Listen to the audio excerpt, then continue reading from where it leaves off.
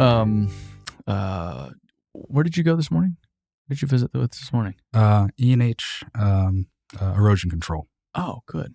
So they just have like skid steers and that kind of Skid steers, trucks, and actually it's 4 companies we found out recently getting rolled up. So Yeah. met the equipment manager and the safety guy and Nice. chewed the poop. Are you driving from here to Georgia or are you flying? No, I'm going to fly tonight. Fly into Atlanta? Yeah. Nice. Yeah. I typically... If I had the RV, I would definitely road trip it. But Did you rent the RV or did you buy it? we leased it. Leased it? Yeah. I would say in the fall, it's going to go out west to our rep out there. Oh, so you still have it? Yeah. No kidding. We can't. It's too, maybe one day we'll get rid of it, but the Sloppy Joe's here to stay. Can you explain the Sloppy Joe? Well, how'd that come about? Sure. So when COVID hit, that we had a decision to keep the business moving and contractors were, continuing the work. So we said, let's get an RV and go meet them on our job sites. So rented an RV and hit the road for about a month and met guys in parking lots, met them on their job sites, did, demos and met them in where they're doing their work. So it was a great way to see the country. I really haven't done a lot of road trips in my life and meet a lot of great contractors, a lot of great people. Yeah. It was funny you said that because we did the same thing. If anybody remembers and has followed us since 2020, I was telling you last night, the world shut down like March 15th. Yep. And then I waited 2 weeks and then 4 weeks and then 6 weeks rolled by and everybody was still full bore in construction. And I'm like, okay, well, I can't just sit around. Like I need to go out onto construction sites. If everybody's still working, I need to go work too. But the whole flying thing was still a little awkward. The airlines were still moving and grooving, but to tell someone you just got off of an airplane at that point was still a little taboo. Sure. Yeah. So we were like, why don't we just drive across the whole country? Because why not? Yeah. So me and Angel got in the pickup truck. We weren't slick enough to get an RV at the time because that's the right way to do it. And we drove from Arizona. The furthest we went up was Pennsylvania. Okay. And then down to Florida. Okay. And then back over and ended back up in Arizona. Very cool. So we covered a lot of ground. Very nice. Yeah. And it was fantastic. That was a great way to see the country. And we called it the Sloppy Joe because it was just always, we just slopped around. What state were we slopping to? And that was it. So did you drive very much anymore or did you fly typically? No, a combination. So kind of plan 2-week road trips and kind of visit people across the country and a combination of it. Yeah. So to go to the construction side of your background, you essentially grew up in the construction industry. That was what you knew your whole life. Yeah. So my family's been in construction for over 100 years. Started a business by my great-great-grandfather. And, we've been in different types of markets, whether that's civil or federal work or the renewable space. And grown up loving the industry, getting out there. And, construction has a certain type of action to it. Mm-hmm. It's just thrilling, solving the problems each day and moving and grooving. Were you out on job sites as a kid? Yeah. Yep. Out on job sites as a kid and worked as a laborer, worked as a super, operated the machines, worked as an estimator. So all around, the country and also abroad. Yeah. Yeah. Where'd you go abroad? I worked in West Africa and Ghana for about 1.5 years. And then came back to the States. Was that a culture shock getting out there when you first got out there? Yeah, a little bit, I would say so. But it's actually the culture in Ghana is a great place, to be. The people there are great. Work culture is obviously, you have to adapt to it. Mm-hmm. But it's an interesting place. What were you guys building out there? We were doing an XM Bank project, sanitary sewer development. Was that something you volunteered for, or were they like, hey, we need somebody, so you're going out to Africa? Yeah, I've always liked the startup of jobs, because that's mobilizing people, getting on the ground first, and kind of similar to you, So I did volunteer to go. Really? Yep. How old were you when you went out there? Around 7 years ago, so 25. Nice. Yep. So you just sent it. Yep. Is it so many people now that I've started to do more international since the world's opened back up again? Everybody's so interested to hear about how things are built in other parts of the world. Yeah. Is it that much different in Africa? I would say mobilization is a different, getting materials there, especially different types of projects. And, mobilizing our equipment over was a lot different than mobilizing it in the States. Where'd your equipment come from? From the States. Yep. Oh, really? Yeah. How do you mobilize equipment? They're big types of ship to shore, roll on, roll off ships.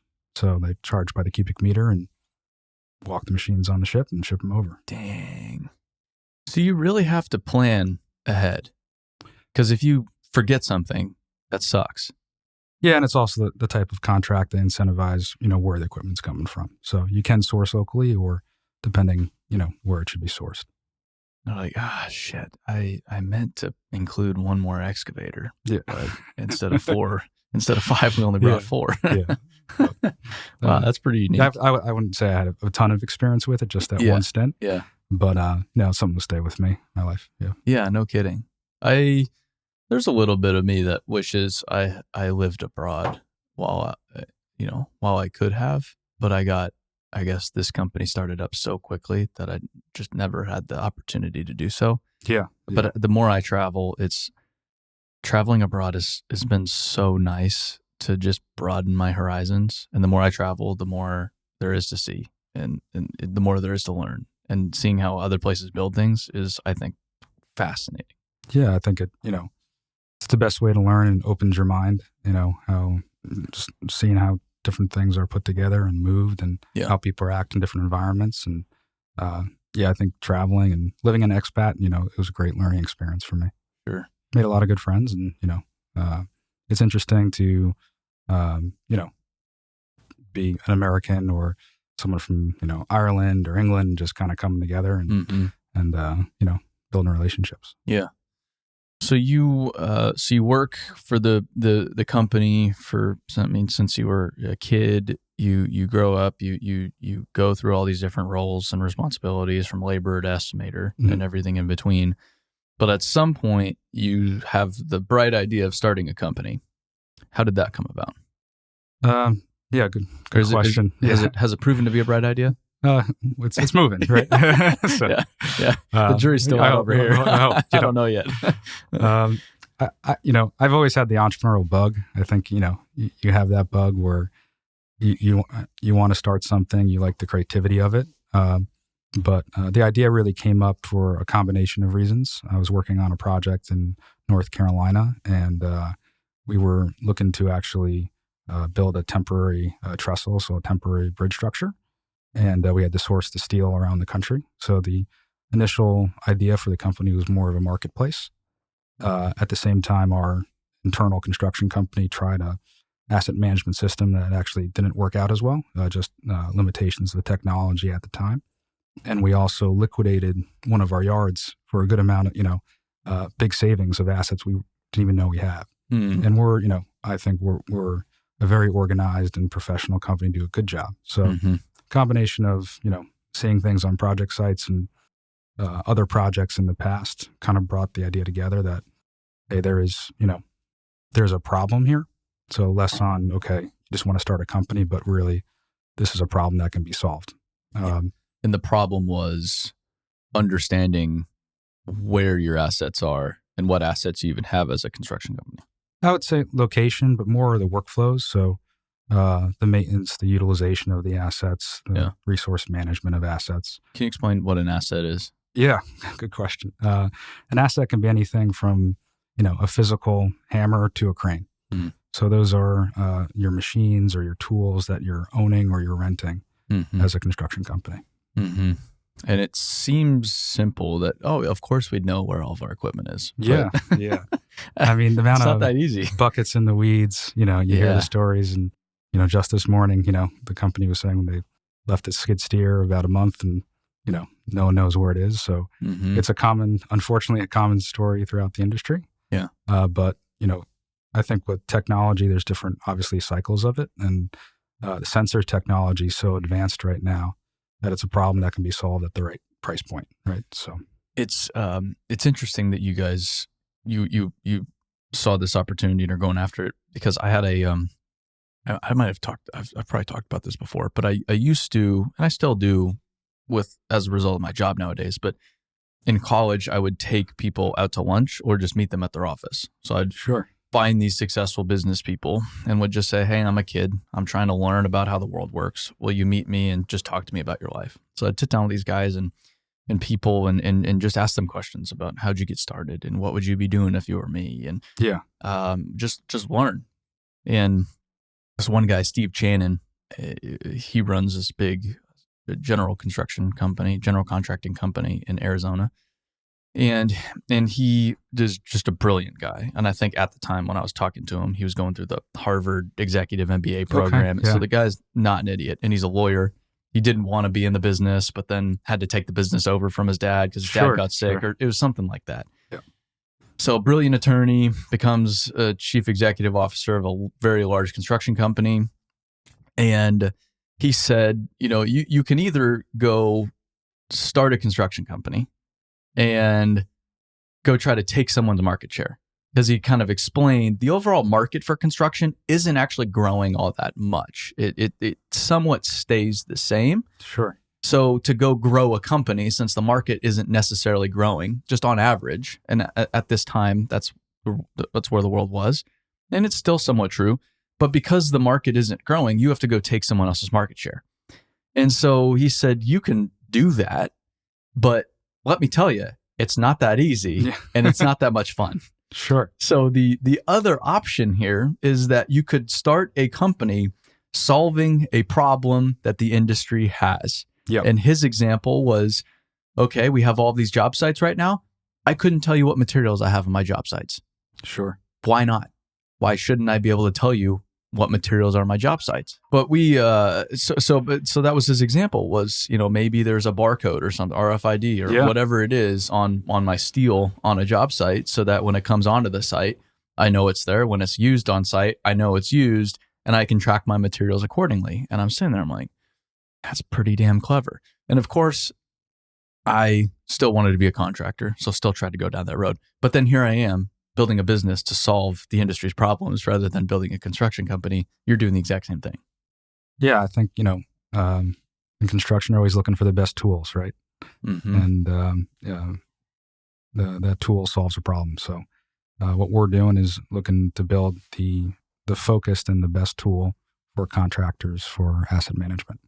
So you have this idea, you see the opportunity, then what?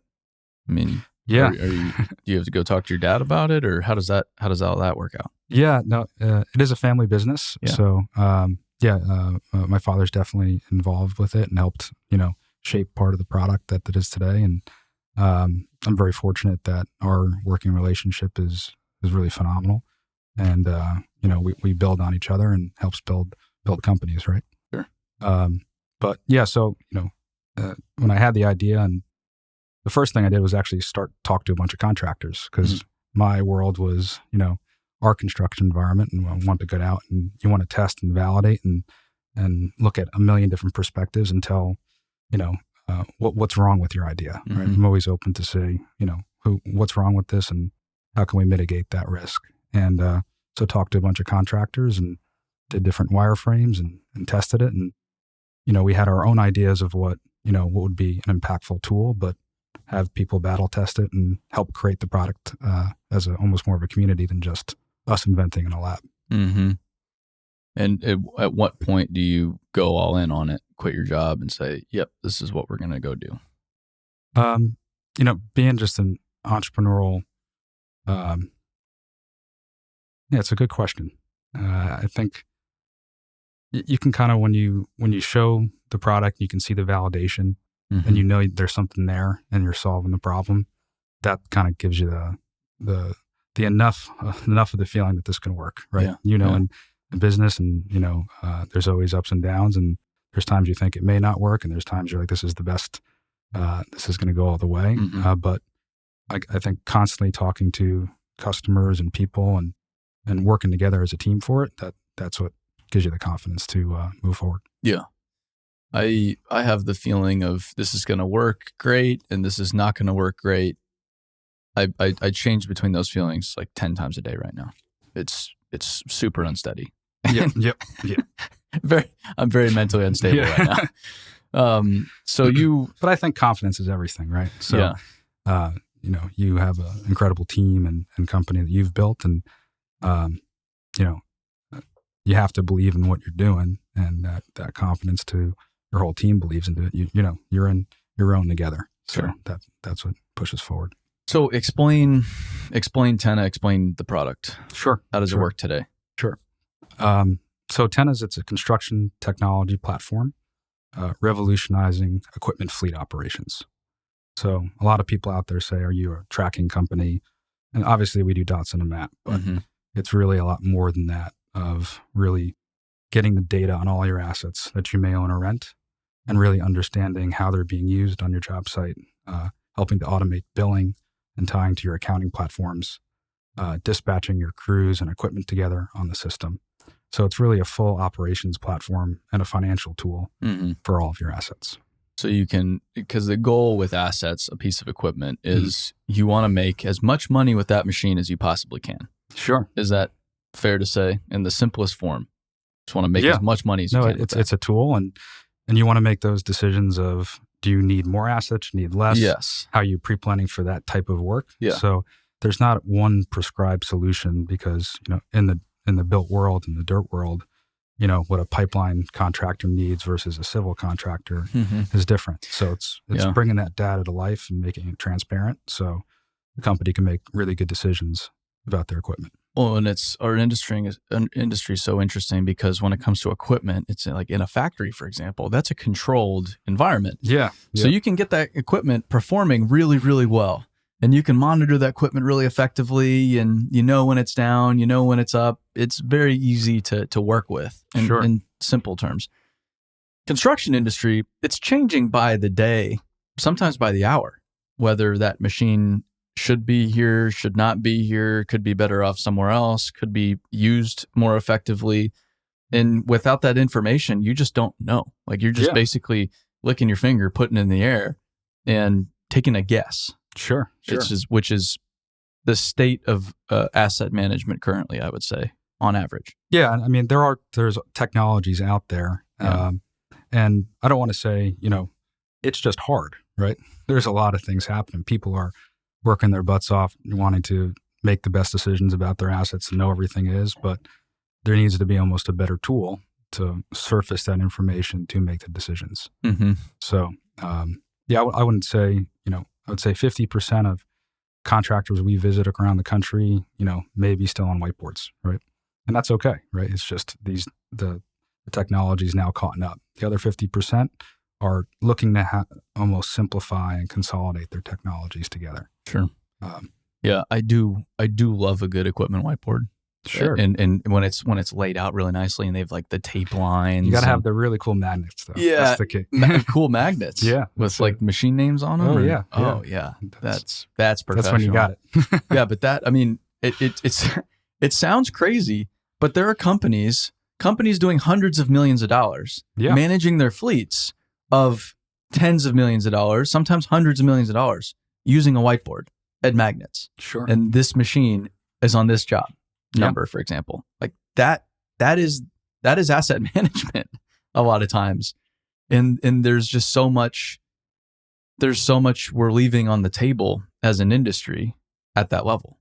Yeah. And it's, again, not just the operation aspect, but it's really, how is that affecting your profit margin, right? So if you're, $100 million contractor and you have, 10% of your cost tied up into equipment related activities, if you deploy, technology, can you reduce that percentage in equipment related activities? If that's fuel, that's logistics moves, that's manpower into the equipment. How can you just improve that by 1 or 2%? And that can drop $5 million to your bottom line, right? So you can manage heavy equipment. How small of an asset can you guys manage? We go down to, I wouldn't say a hammer, but an expensive concrete saw. Anything over like $500, I think is a good threshold. So saws and We've actually put Bluetooth beacons in the back of concrete saws and actually correlate when they get into the pickup truck. So it's not just, it's how the assets almost talk to each other as well. Oh, because the pickup truck has a sensor or beacon or whatever. What's the correct term for it? Yeah, a Bluetooth beacon. So the pickup truck will have a cellular tracker, and the concrete saw would have a beacon. And then if they're close enough, it's like, yeah, the saw is in this pickup truck. Yep. And if they move apart, we say, hey, you left it behind. So on job closeouts, that's because, like you said, a factory, I had one customer tell us, construction's sometimes like the circus, right? Mm-hmm. Everybody gets together and it was time to move out. Everybody moves out. Yeah. And that's when things get left behind or there's mismoves or things like that. And it doesn't sound like that would happen, but that happens a lot. Even something as simple as a bucket. Like a bucket can be 20, 30 grand. Oh, yeah. So if you just forget about a bucket, the weeds go around it. Yeah. You just lose 20, 30 grand? Really? It's something as simple as that can add up to a lot of money at the end of the year. Yeah. I mean, I would love to, do a montage of all the equipment we found in funny places, right? You have a mini excavator in the mangroves in Florida, right? So, and again, it's not just about loss. It's more about optimizing the logistics around equipment, because that's more of the savings factor or the revenue driver that you can do versus, just something maybe got lost. Sure. So, you guys put basically something on each machine that gives you its location and gives you data on that machine, like how much it's running, how much it's idling. And from all of that data, you can start to create information on that machine, how it's being utilized, so that when the company goes into your software product, they can see, hey, this machine can be utilized more effectively and can make decisions accordingly. Yep. And also tying that to your accounting platform. So there isn't double entry on different types of data, whether that's preventative maintenance based on hours, whether that's renting and putting in a rental rate for a piece of equipment. So it's really streamlining the data from the finance side of a construction company all the way to the field and the ops. What, from just kind of a inefficiency standpoint, what are the more common inefficiencies you see with what you've been doing so far? Seeing with different contractors. Yeah, just what are some of the common mistakes that you guys are able to uncover pretty quickly? Yeah, sure. We actually have a pretty good calculator we built on it, but it's optimizing utilization. So does this piece of equipment need to be on the job, or could that be moved to a different project? Mm-hmm. Or if one project is using that piece of equipment and may not want to give it up for the other job, that job goes and rents another piece of equipment. So collectively as a whole, you're investing more in your equipment related costs than you have to be. So I would say, utilization is a really key component for the product. Safety, safety and compliance, whether that's driver safety, whether that's inspections on your equipment. That's something that's easily solved with technology. Talk about the walkarounds. Yeah, I thought that was pretty slick on the safety side of things. Yeah. So we put QR codes all around a pickup truck or piece of equipment, and with a smart device, you go and you scan. You can go and get the locations. It picks up and prompts a mobile app on your phone, and then they fill the mobile app from the device, and that prompts right into your maintenance records. It's pretty slick. Yeah. I think it's so simple, but so clever. Yeah. I mean, I think technology being simple, that's powerful, right? Well, and if I've learned anything about the construction industry, dirt world, it has to be simple. Yep. And that's one of our values, is keep it simple, stupid, for a reason. It has to be simple. It has to be simple. It has to be simple. And it's not like simple. I think simple can be misconstrued to say construction industry is stupid, so you need to keep it really simple, like a 6-year-old, or else they're just not going to get it. No. It's not like that. It's not that they're stupid. There's a lot going on, and if it's complicated and if it sucks to do every day, I wouldn't want to do it. So why would anyone else want to do it? Yeah. So it's just keeping it simple, from making sure that they can be. It helps them be more effective at their job, rather than is something that just gets in the way, because they already have enough that gets in their way as is. Yeah, I mean, contractors are making a million decisions a day, right? You're getting hit in all different angles. And like you said, it's not that they can't use the technology or don't want to. It's you just need to get that data to be accessible when you need it versus a really overcomplicated tool that's wasting time versus creating more efficiencies. Sure. It's the example you provided with, they have a machine over here that's not being used, but they don't want to give it up. So another job goes and rents a machine. That happens all the time. Yeah, we're hoarders, man. It's human nature because by human nature, we like to hoard resources because it's programmed into us. It increased the rate of our survival. So if we come about a lot of food, we're going to stack up that food as much as possible because we don't know when that next round of food is coming. So now, even though it's not about survival anymore, we're still wired that way. And construction companies, I feel like they don't drive home the fact that everybody's on the same team. Like if your hard hat says this name and the other guy's hard hat says the same name, even if they're on another job, you're still on the same team. So even by divisions too, right? Even divisions. And it's good to have, I think, healthy competition. That's fun, right? Sure. But as a whole pie, how do you manage your resources the most effectively to drive, great projects, great work, and healthy companies? Yeah, you're really, at the end of the day, you're helping to change behavior. Yep. That's really what it comes down to. Yeah, it's behavior change, but it's also, the beauty with the technology is, and also the advances in sensors is that a lot of it's automated, right? So you're changing and you're aiding decisions. You're not necessarily changing everything you do. You're just providing more data to make it easier to make the better decision. What about the whole concern, especially from the field side of things, about Big Brother? Sure. Good question. Is how do you educate people on the importance of what you're doing so that they're willing to work with you rather than, nah, fuck this? Yeah. That's a good question. There is, number one, it really helps the safety aspect, right? So understanding driver behavior and prevents one accident, or there's one thing that, prevents a life-threatening accident. That's worth it. So it's working as a team. But I think the Big Brother is if your leadership is really bought into it, and this is really for the good of the company and pushing that through, and everybody comes together as a team, it works out really well, and you see really good results on driver scorecards and safety improving across the board. Cameras are a debate in the industry, but they're also powerful for insurance. Insurance costs go up, and if you're protecting your drivers with a camera, then there's a lot of positive with it. Mm-hmm. So you're saying drivers, you guys do a lot of over the road, I take it. That's part of the business. So fleet management is just a component of asset management in my mind. But we'll track your static assets, whether that's a Connex box to your F-150 to your PC-400. Oh, so you guys will track Connexes too, huh? Yeah. Connexes are expensive these days. Yep. Boom sections, we'll track those. Really? Sometimes they get left in the weeds too. So it's as simple as just putting a Bluetooth tag on every piece of equipment you want to track without an engine. Yeah, there's different types of sensors and devices that we match to the size and value of the equipment, right? So for a concrete saw, you're not going to put a cellular tracker in, but you will put that in your dozer. Okay. You put a fleet tracker in a truck, and then you put a Bluetooth beacon kind of in the in-between. Sure. And there's such a need for this too.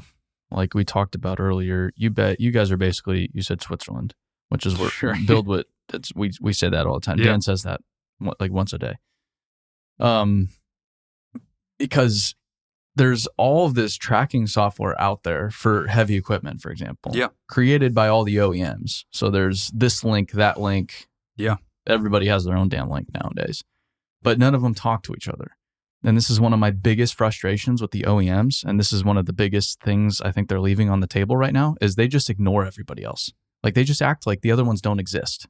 Sure. And it's like, I can't remember the last time I was on a job site with one brand of equipment, especially nowadays, especially with different years, right? Availability.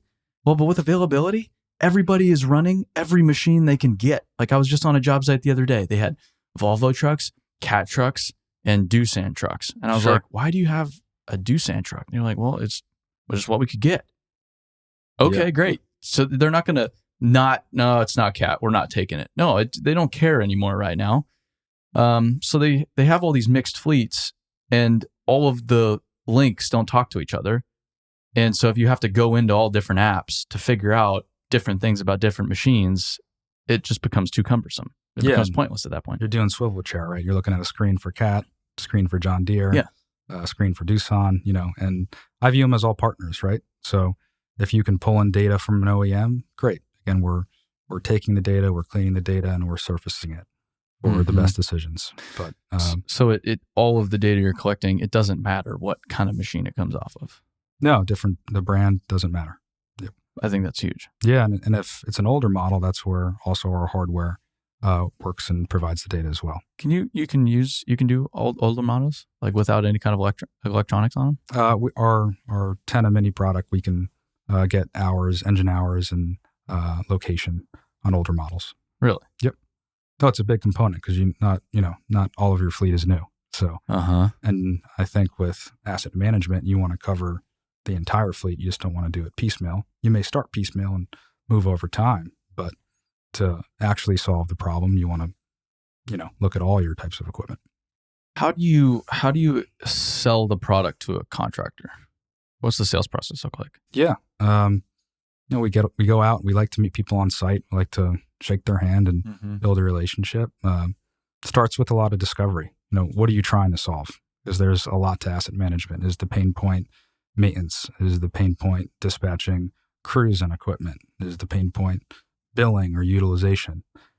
Because it's a lot to chew off all at once. So, it's more about doing discovery on, what are those key pain points you're trying to solve, and then starting there, demoing the software, but more importantly, learning about their workflows and process and how the software can aid that. What are the more common pain points? Starts simple, just knowing everything you have. Again, utilization is an important thing. Maintenance records, preventative maintenance, safety. It's all, and resource management, dispatching your crew, dispatching your truck, dispatching your equipment, knowing when it got to the job. Just again, a lot of things hitting you a day that can be automated. Can you explain utilization? Sure. Just in layman terms. Yeah. So utilization would be how much your equipment is running on a job, or how much is working versus idling. And you want to look at that in a couple ways. You want to look at it by individual class of equipment or individual piece, and by different time frames. So how much was this dozer working your previous shift? How much did it work over the last week, the month, life to date of the machine? So when you go back over time at the end of the year and you're doing your forecasting, or you're looking at a new bid, you can pull up and say, okay, what did I actually work? How much did we build that equipment out? And how much did we invest in repair and maintenance costs? And what's the delta there? And really try to get to a profit and loss on your equipment. And so that's where you guys are heading to, is showing what pieces of equipment are earning money. At the end of the day, using the accounting software, integrating with the accounting software, integrating with the equipment, and then you can tell it. And our software providing it. And exactly. Yeah, your software bringing everything together. And saying, this machine's made this much money this year. That's the holy grail. Which is pretty crazy. Well, it's an exciting to get that clarity. So it's like you said before, it's not overly complicated, but it's a lot of different data points to bring together to clean and present in an easy fashion. It is pretty fast. It's simple, but there's just a lot of information. There's a lot out there. And you pointed out earlier that I thought was interesting. Different machines, you explained, have different classes. So idle time varies. Sure. Like an excavator digging, production digging, is going to have different idle time than an excavator laying pipe. Yeah. Or are you categorizing working as, holding a trench box up? So I think there's a lot of room in the industry on, streamlining of what is idle and what is not. It's easy, like on a pickup truck, running under 5 miles an hour, may be considered idle. Are you looking at RPMs? Are you looking at fuel burn? Are you looking at motion of the equipment? So there's a lot of ways you can look at it. I worked on the railroad very briefly, and it was pretty consistently like 120 degrees every day. Okay. It was just brutal, just so brutal. And California is, you can't idle a pickup truck for more than 5 minutes or whatever it is. It's against the law. It's so California. But we'd be idling our trucks all day long because if you turned it off, you couldn't get in the damn thing again. Yeah. You have to that's a safety hazard. It's like a safety hazard to get in your pickup truck if it's been sitting in the sun for that long, because it's so hot. And don't even get me started about having to use the porta potty when it's 120 degrees. Like, talk about safety hazard. Yeah. You go in there, you're in there for 5 minutes, you're immediately dehydrated. Like, you need a water station right outside of your porta potty, because there's no way, man, you're not making it out of there. But that's a common thing, and I've been guilty of it all the time, like idling a pickup truck. There's really no value created to having your truck on. There are circumstances, right? Sure. We're not trying to be the police in any fashion. Yeah. It's just, especially with fuel prices now, you can really quantify, a nice idle report and, pick a KPI or a way you want to improve that over time. Mm-hmm. It's a great path forward. But I think just, again, streamlining and getting a baseline, because there's so much data on equipment. There's so many ways you can look at things. I think it's equally important just get really accurate engine hours, right? Mm-hmm. Get that across everything. Start making decisions off of that. And there's a lot of people that listen to this that are in the field. If you want, and if you work for a great company and you want to go far in your career, it's in your best interest to try to make the company the most money you possibly can. Sure. It's directly in your best interest. If you make the company, the whole thing is, there's this belief that the companies just want more profit so they can make those at the top richer. And sure, that's a reality at some companies. Most construction companies are not like that. And I think one of the core problems the industry has is it's not very profitable. The construction companies are not profitable. They see all of this money and they see the contract values of these jobs. But a lot of times, okay, great, the contract value is $100 million, but they're going to be making 3% on that job. It's not very much at the end of the day. So anything people can do out in the field to make the company more profitable, that gives them more money to go invest back into their company. Sure. Invest back in theory, if it's a good company, again, leadership training and new equipment and new technology and new things to help people build more effectively, raise salaries. Everybody wins if companies are more efficient and profitable. Yeah, no, absolutely. In theory, right? But I think with technology, it's not a matter of, if you're going to do it, it's when, right? And that's typically when we, interact with our customers. It's, if you're using technology and you're using it the right way, it's a real competitive advantage, right? You're streamlining decisions, you're moving quicker, you're able to bid more work. And contractors that are not adopting technology, that's, like you said, taking away market share. They're going to be more left behind. So again, you want to use the greatest tools to perform the best work. Why wouldn't you look and analyze that? How come you think the construction industry is so behind from a technology standpoint? Like I always, it's just, you can't help but chuckle a little bit when you think, like, we're trying to figure out if someone left a saw behind. Yeah. That's a very simple problem. Or we're trying to just get engine hours on equipment.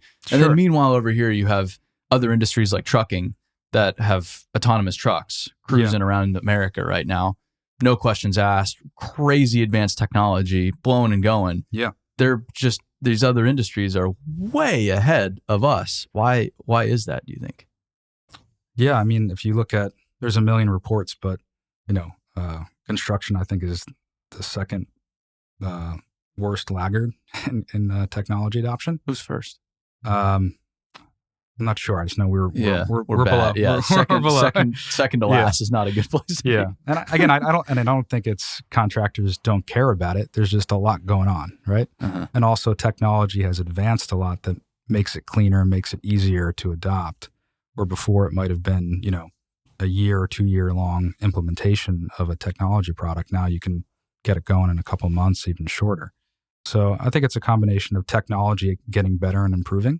And in my, opinion on tech, you're always trying to reinvent it and better it every year. If you're not trying to reinvent your technology, you're going to be left behind, right? So I think it's a combination of contractors just being busy.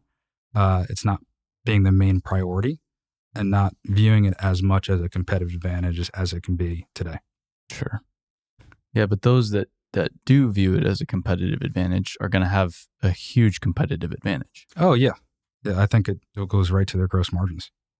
Yeah. Yeah. Which makes everybody better off. Not a bad place to be. How, with what you're doing, it seems like an obvious sell, but what are contractors' reservations? Yeah. Why don't people buy from you? Yeah, but I would say you need to make sure everybody's on the same page. Yeah. So equipment managers are active users of our product. You need to make sure CFOs are on board, that the owner's on board. Mm-hmm. And it's really creating consensus and making sure before someone purchases the software that people are bought in. Because I rather almost, have them wait to make sure everybody's on board. Because the most important thing is not just people, purchasing the software, but it's the customer experience after. It's the quality, making sure they're really using the product and really getting the data they need. So that's equally as important to mm-hmm. us as a company, and making sure that, the job's done and it's done right, Yeah, with contractors, what we found is there's a lot of stakeholders. Yep. A lot of stakeholders. And that's okay, Yes. Yeah, it just takes time to navigate it. And, especially just even visiting job sites, for example. This is a great example. There'll be a foreman that'll be like, oh, yeah, come on out to our job site. Like, you can do whatever you want. And I'm in the back of my head like, no, I know for a fact your approval, that's fantastic. I'm glad we're talking. I'm thankful you're following. I appreciate the invite, but that's not how it works. Like, yeah.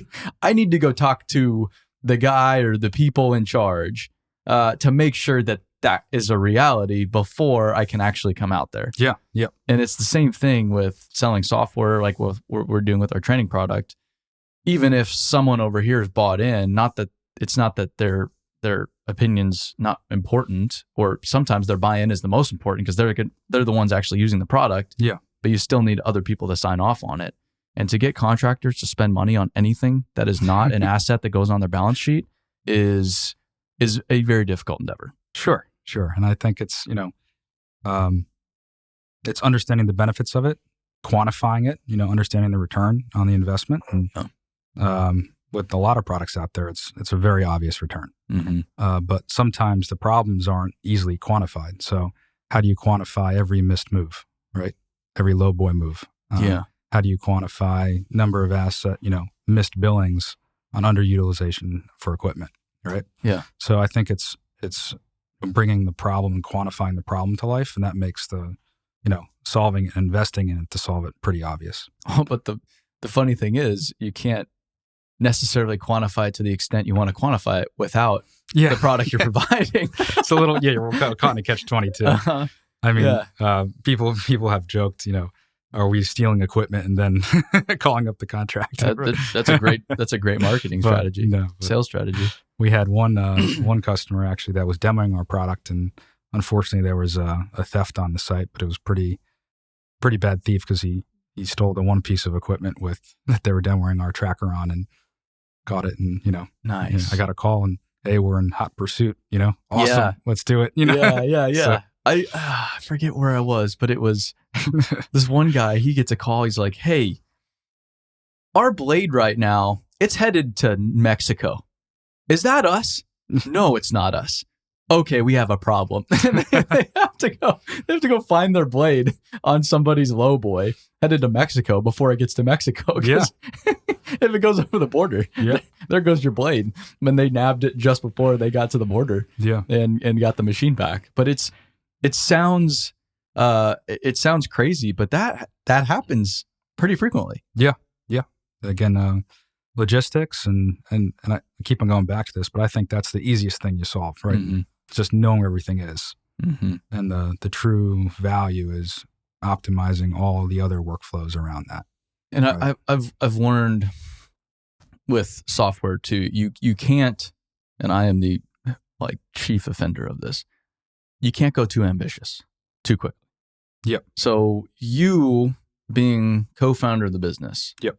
you see the potential of where you can go very Sure. clearly, more clearly than probably anybody else. That's the world I live in. I Yep. live in the future. I don't live in now, which is why I'm perpetually disappointed, because it's like, there's just so much we can do. Yeah. But since but you can see that, but I've had to learn, you almost kind of have to keep that to yourself. And it's just like, let's just focus first on finding out where everything is. Let's go solve that problem. Sure. One problem, prioritize and execute. And then once we've done that, once everybody's comfortable, then maybe we can go on to the next one. Yeah. Then maybe we can go on to the next one. I think, the problem we're trying to solve is this workforce problem. There's a lot of different things we have to do to actually solve the workforce problem, because humans are complex. It's not just going to be this one magic potion everybody drinks. Boom, Yep. all workforce problem is solved. But we've had to identify what's the biggest pain point, or one of the biggest pain points. Where's the opportunity we can attack first, even if it's not the real opportunity? I don't think training is the real opportunity in front of us. Sure. That's our foot in the door. So let's start there, get contractors on board and comfortable, and then we can go on to the next step. Yeah. Yep. Is that, I guess, consistent with what you've... Yeah. I mean, that's the beauty about software is, inventing the product is there's a lot of pride in that, right? Mhm. And seeing an idea that you might have had sketched out now actually on a screen or on someone's phone and them getting real benefit, that just gets you fired up. Yeah. You're like, what's the next thing we're going to build? Sure. But I think too many times in software, you're always trying to build and invent the next thing, but it's more important on the customer service side and the customer experience to get that right. So if you're solving that problem or the adoption of the product, to really invest and be there as a partner. We're providing a tool, but we're also, we're a service with them to make sure that they really understand how to use the tool and get benefit from it. Mm-hmm. But I agree. I think one of the best things that we've done or decisions we made in our company was to 100% focus on the construction industry and just focus on quality, right? Don't go all over the place, we play kids soccer, go over here and then run over there. Absolutely focus on what we're trying to solve and just be the best there and go as deep as possible in those problems. Yeah, I'm a professional kids soccer player. It's a bad problem. No, it's tough. I mean, we're all guilty of it. But, focus and discipline, I think, in anything. And if you're a contractor and being disciplined on a market, or being disciplined on a product roadmap, it's creating that discipline and executing with quality. That's, that creates real benefit. Yeah. And we're in the middle of becoming a lot more disciplined and focusing on that product roadmap. Because we get so caught up in what we can do and what the potential is right in front of us. But it's like, that doesn't matter if we don't go build a successful business first, because that drives everything else. So we can be right. We can say, like, yes, this is where the industry needs to go. But if we can't get there, if we die along the way, then we're shit out with it. There's no point to it. Yeah. And I think, the industry tells us, right? I think the easiest thing to do is just listen, right? Yeah. Go out there, talk to your partners and your customers and what's important to you guys. Mm-hmm. Why is it important? Mm-hmm. And there's so many clear patterns. What one contractor is struggling in, the Carolinas is probably what somebody's struggling with in Utah, Well, but but it's a dichotomy too. You have to listen to them. Yep. But what you talked about was, and you just explained, you see a lot more of the industry than any of these contractors do. Sure. So these contractors, the greatest extent that they reach outside of their world is potentially like my social media or going to the one AGC event a year or whatever it is, where they talk to contractors, but do it in like a, coy manner. I can't tell them too much because, you never know. Right. But so you see more of the industry than just about anybody. And so you do have to listen, but you also have to, you have to listen and follow and challenge but then challenge and lead at the same time. Yeah. And that's a really tricky balance. Sure. Because it's, and everybody's different.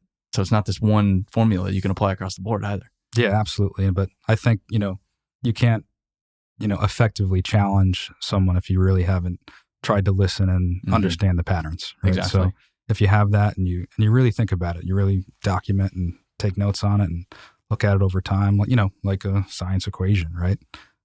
Then the patterns emerge. And when you go to challenge, like what you're doing with the training and challenging the industry to get better at this, or what we're doing to try to challenge the industry to get better at equipment fleet operations, there's merit to that, and there's some room to, something to stand on for it. Sure. Yeah, you have to build the trust. Yeah. First. And this is, you know better than anyone, but construction is a small world. It's a big world, it's a small world, and the relationships matter. You have to say what you're going to do and commit to it. It's a small world, and then it's a world in which everybody's used to getting screwed, I feel like. Sure. Because there's just so much litigation and butting heads, and you gotta be ready for a fight.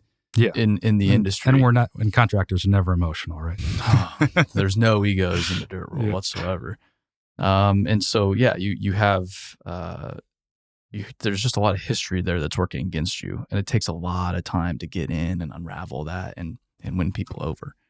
And sure. I feel like we're just getting there, but it's been 5 years of trying to convince people that, hey, we're really not bullshitting you. We're really trying our best here. Yeah, I don't know what I'm doing, but we're doing our best. And I feel like people are just now starting to buy into it. But it's taken 5 years, and you've been on the road for 7 years now. Yeah.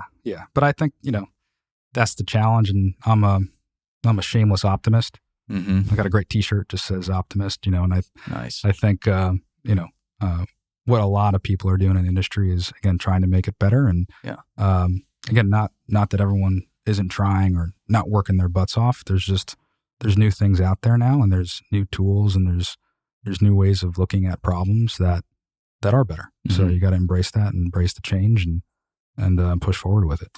Yeah, and that was my mistake. It's not that they don't want to do better. Of course they want to do better, but they just don't have the tools or knowledge to know where to do better, how to do better. Yeah. And that's where a business like Tenna comes in is, hey, we know you want to get better at this. We know you don't necessarily know how or don't necessarily have the tool. Fortunately, here it is. We've been working on it for a while now. It's working great for these other contractors. It can work great for you too. Yeah. Makes sense. That's it. Yeah. Should I get Tenna on my one skid steer? Absolutely. You got it, man. I have a Honda generator too. We got a beacon for that. And a pickup truck, 2 pickup trucks. So I have quite a few assets. You got it. Yeah. Yeah. You got it. Yeah. Maybe my computer. Yeah. You gave me this book. I'll give you some trackers. Perfect. We're good. Yeah. Perfect. How do people find you guys if they're interested in learning more? Go to our website, www.tenna.com. We also have a lot of videos on our website. A lot of our customers, thing I'm most proud of is when, you have letters on your wall from everybody's that experienced your work. Mine, sure. Our pride is when customers talk about us or talk about us to other people. So I always invite everybody to look at our videos or talk to somebody who's worked with us and understands how we work. Yeah. It's one thing to say something, but then it's the example I always have is, it's like taking advice from your dad versus your friend's dad. Sure. You're or at least me, I've taken a lot more advice from my friend's dad because it's like your dad gives you the advice. You're like, Dad, I know, I got it. And your friend's dad gives you the exact same advice. Yeah, that's pretty good. I'm gonna heed that. Yeah. It's kind of the same principle. Yeah. For whatever reason. Yeah. I think, just trust the numbers, right? Sure. All right. Well, I'm glad you were able to stop by, and this worked out pretty well. Yeah, no, really appreciate it and getting to know you guys, and huge fan of what you're doing, and hope to keep in touch. Yeah, it's I love talking because you're building a software company. Yep. In the heavy civil space. Yep. Solving equipment, solving one problem. We're doing the same thing, solving another problem, but it's the same principles. Yeah. It's not all that different. And so but there's not very many people building software in the construction industry.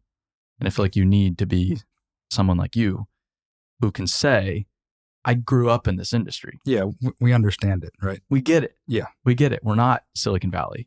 I've been a contractor my whole life. Oh, that gets you the immediate respect. But if you come in as an outsider, Yeah. And, not all that interested. And our whole industry's got a whole language to it, right? Mm-hmm. To understand, if you're walking in and talking to an equipment manager to know what a PC 400 is or a D6, I mean, there is a language to all industries have their own language, but you need to understand, how they're working, what's actually going on.